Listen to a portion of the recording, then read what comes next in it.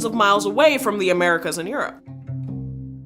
Slavery has existed in multiple forms throughout history and across a wide variety of cultures, but slavery in the early Americas, meaning the North American colonies, Central America, South America, and the Caribbean, was ultimately powered by the labor of enslaved Africans and their descendants. And there's an important question many people don't stop to ask. Why Africans?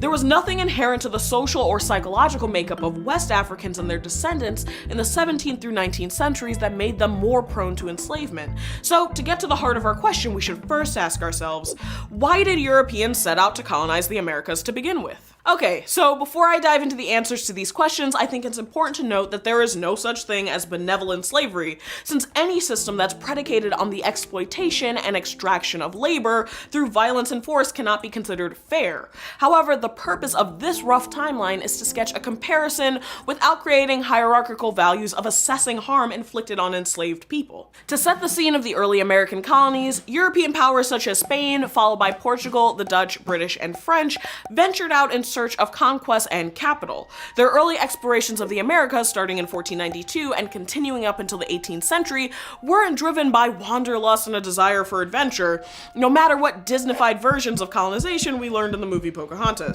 Instead, they were looking for one primary thing: wealth. And this could mean gold and silver, or it could mean land, farmland, and commercial crops. The driving incentive for exploration was to increase European power and to fatten the royal coffers. But initially, slavery was not the source of this wealth. The early Spanish colonists did control of silver and gold mines that had been controlled by Incan and Aztec empires. By forcing native groups to extract silver and gold from the mines they had already established, colonists were able to meet their desires for high profits with low labor costs, aka no labor costs, because they weren't exactly intent on paying anyone. And the colonists were brutal. By working native people to death, cutting off limbs if they didn't extract enough materials quickly, or threatening them with murder, the Spanish were able to increase their mining efforts in these regions and to meet their specific demand for increased wealth throughout the 16th century. And despite European expectations, in other regions like North America or the Caribbean, there weren't huge repositories of gold and silver to send back to Europe. But even though there was little precious metal to be found, the monarchies and the early colonists who arrived in these areas were equally intent on yielding high profits. So they turned to crops that yielded high profits like sugar, tobacco, rice, and later cotton. In order to assure the highest profits, they began to look to slavery, since European laborers and indentured servants required payment or other forms of protection. So next we have to ask, when did colonists in the Americas turn to the African continent as a site for extracting slaves? The first enslaved Africans arrived in the North American colonies under control by the British, the areas that would later become part of the US, in 1619, when 20 were forcibly transported to Jamestown, Virginia by the Dutch. But the first enslaved Africans had arrived in the Caribbean and Latin America prior to that, starting as early as the first decade of the 16th century. Because remember folks, the colonies established in the Americas, plural, cover South, North, and Central America plus the Caribbean, and not just the present-day US. But the transportation of African people into slavery began before the colonization of the Americas. According to an article by Professor Dr. Hakim Adid, the Portuguese began enslaving Africans in the 15th century when they arrived on the African continent for the purposes of trade. Around that time, they were enslaved Africans among other enslaved and free populations in Portugal.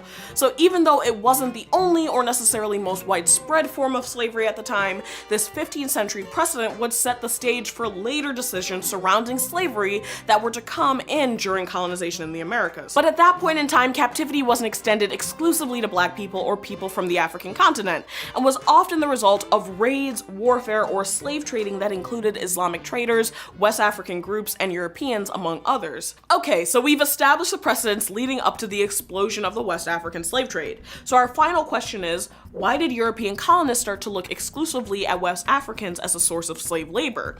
And how did the emergence of chattel slavery in the Americas differ from pre-existing forms? Remember that the colonies were established to make money for royal families and wealthy colonists, and a small class of wealthy colonists who owned large plantations looked to increase their margins through not paying for the labor that generated their cash crops. So it wasn't that slavery was needed to develop the colonies, but rather that it was decided that this was the quickest way to enrich the people invested in getting rich.